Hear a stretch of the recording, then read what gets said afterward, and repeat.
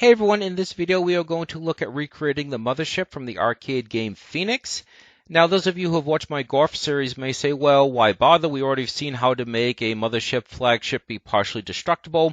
And the answer is, even though the end result is similar, the way we get there is actually quite different. And that's the whole reason why I'm doing these videos, is I'm trying to give you more tools for your toolbox. That way, when it comes time for you to do your own project, you have more options. So let's take a quick look at the assets that we're going to use. These were just drawn in an external 2D paint program. You can use whatever you want. This is going to be a little alien that's going to be at the center of the ship. If you look at the preview here, you're just going to see that his antennas move. So typical cell-based animation, each frame is slightly different, and so when they're played in sequence, it looks like it's animated. This is the same ship from the Golf video that I did. Just a little turret. The top of the ship, which is indestructible, so there's no reason to make that out of separate objects. It can be just one.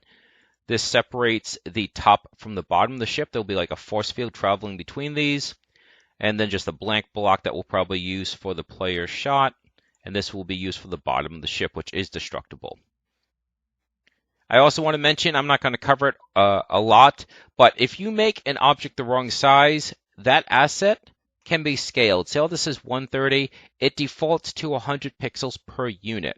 If you increase that number, the object gets smaller. Yes, if you increase the number, it gets smaller. If you lower the number, it gets bigger. So you might see a few things like that. I'm not going to call them all out because depending on what you draw, you might not even have to do it. But again, I want you to know that's out there. That if an object, if an image is too big or too small, you don't have to redraw it from scratch. You might just be able to get away with scaling it like that.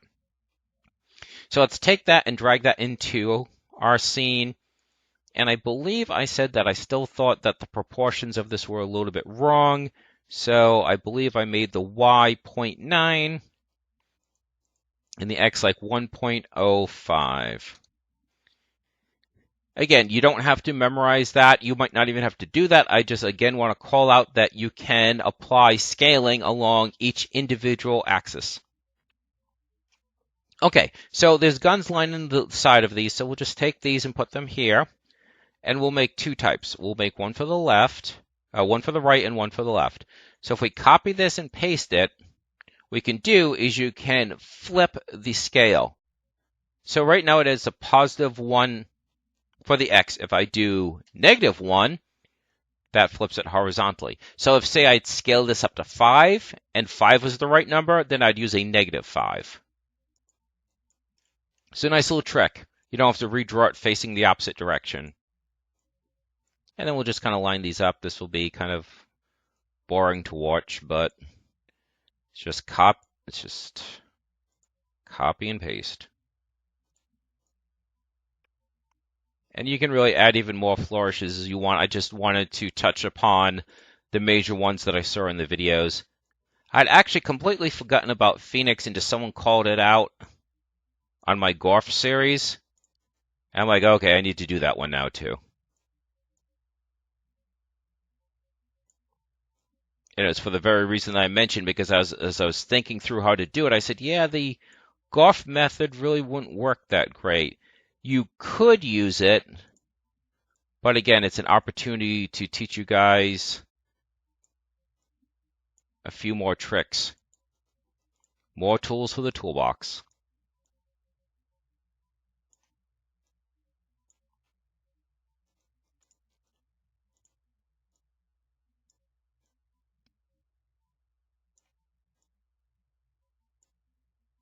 Okay. Now we'll take the end cap here. We'll just click there, copy, paste, so we have two of them. And I will mention that I did, sorry if I click on the asset, I did scale this one, so by making this number smaller, the object gets bigger. Just wanted to call that out. Again, when you draw yours, you may not have to. I'm just letting you know those options are there, so you don't have to like scrap your work. Obviously, scaling to a certain degree works, but if you scale too much, then eventually it, whoops, I created a second one that I didn't need to, or a third one rather. There we go.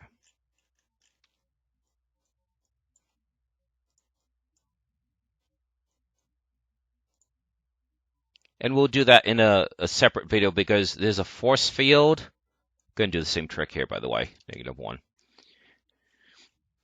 We're going to put a force field traveling between these two, but that's a very different process. So we'll save that for another video. Okay, so the main part of the destructible environment is the base of the ship. So we take this and we put it into the scene. So the way this is going to work, okay, this object, as it gets hit, is going to be scaled. So if you shoot it once, it gets scaled down by 10%. If you shoot again, it gets scaled down from another 10% and another 10%. So in other words, this has a scale of 1. After 10 hits, it will be 0 and be deleted. So rather than having a block for each hit like we did in Gorf, the same object is still going to be there. It's just going to be shrunk. But here's the thing about scaling. When an object scales, and when an object rotates as well, it does it along what's known as the pivot point. Well, by default, the pivot is the center, which means if we tried scaling this down, it would shrink inward, which would look completely and utterly wrong. We want it to shrink upwards. So how do we do that? If we click on the image asset and we click on Sprite Editor, see that? That's the pivot. Pivot by default is the center. If we choose that to top center, now this will scale upwards. So that's one of the things I was talking about when I said an entirely different approach. In Gorf, you shoot an object, it gets destroyed. What you're really doing here is you're shrinking an object. So, since there's going to be a direct correlation between the length of the object and how many times it can be hit, we want to be consistent and use something that is easy to calculate, and that as I'm shrinking these, as we move off to the side, I need to maintain that system. So I'm going to use, like I said, tenths, because that's a nice, easy number to use. So what's going to happen is the center here, these will both be a scale of 1. Now we're going to cut. Oops, I didn't mean to zoom in like that. Now we're going to copy these just to save a little time. Move them over. And these will have a scale. Let's do them one at a time just to make sure I don't do anything unintended. See how it's scaled up only? Because that's where the pivot is.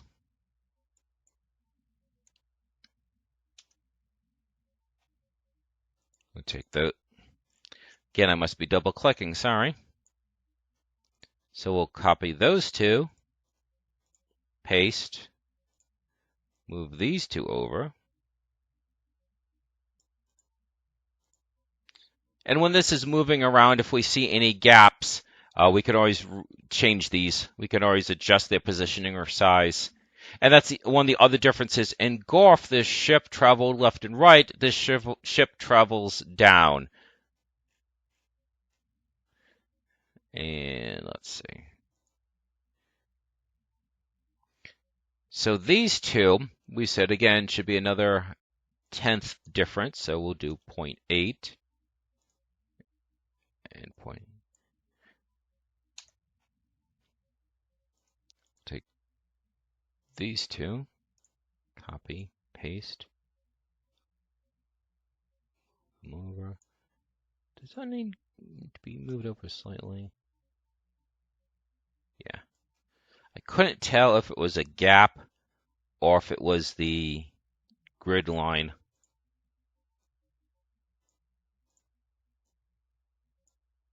Okay.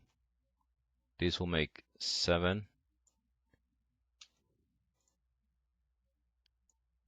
And you don't have to do a curve if you want. If you want the bottom to be more inconsistent, that's fine. I think they were kind of going for like a Comet Empire look from Space Battleship Yamato.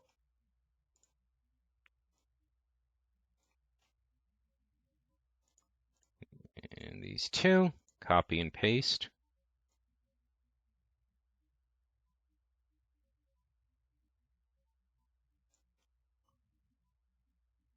We'll shrink these two as well. Actually, let's have these drop a little bit more dramatically. Again, as long as I'm doing the tenths, it's fine. So these would take 5 hits. These would take 7 hits. It's okay that I don't do 6, as long as the amount of hits that this can take corresponds to its actual size. And then we can take these two, copy and paste, move them over. Actually, it looks like this can move over a bit.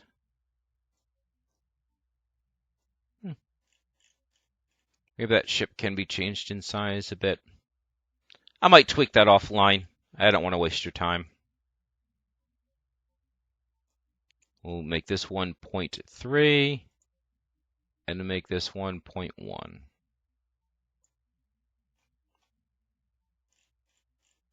So even though this is really short, this is where ultimately you need to shoot.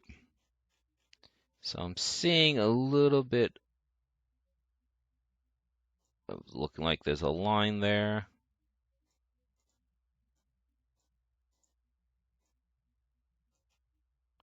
Actually, let's go ahead and shrink this.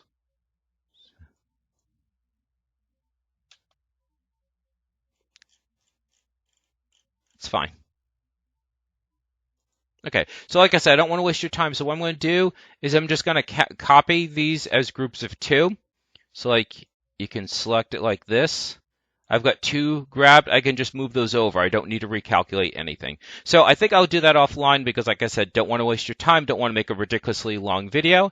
And I'll be back in a few minutes.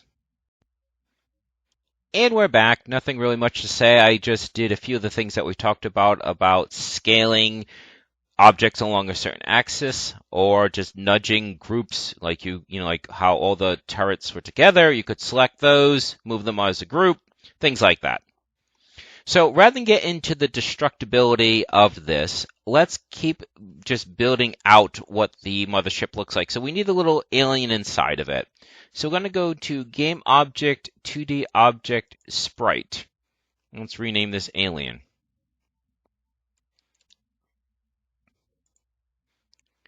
With Alien selected, go up to the Animation tab. If this tab isn't here, you can always right-click and add tabs. So we'll click on Animation, and it tells you 2 things. A, it tells you to begin animating Alien, which is this, that you need to do this. So by clicking on Create, you'll do that. And then you just need to name it. So we'll call this also Alien. And this is the timeline. It's very small, but this is showing you what frame it is. So what you do is you click on the record button and then you drag and drop the frames up here. You can like zoom in and out too. So if we click on record and then we just put up number 1, number 2, number 3, number 4. By the way, if you expand it by clicking right there to the left of Alien, you can actually see the image.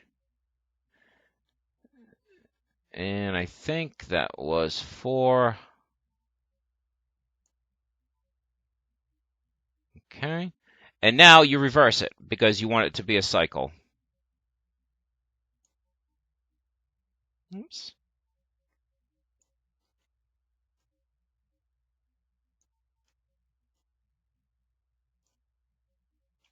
And you don't need to redo the first one because once it ends, it'll jump to the beginning. Okay, that should actually do it. So we'll put this here. The size is just about right, but we can shrink it. In this case, I'm not going to shrink the individual frames. I'll just shrink the object itself. So we'll make this like 0.8, 0.8.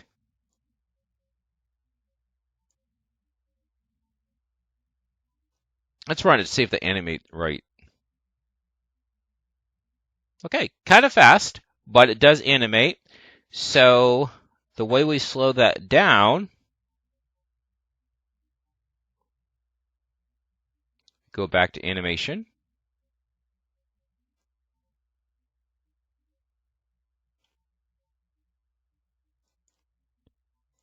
So the sample was 60, so let's do 24. Run that again. Much slower. So, okay, I think that's good. All right, I think that's it for the first video. So we've covered a lot of ground, no pun intended.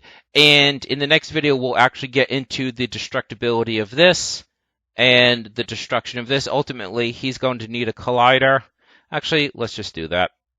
Let's go ahead and do add physics 2D, box collider, and then it just made the box way too small.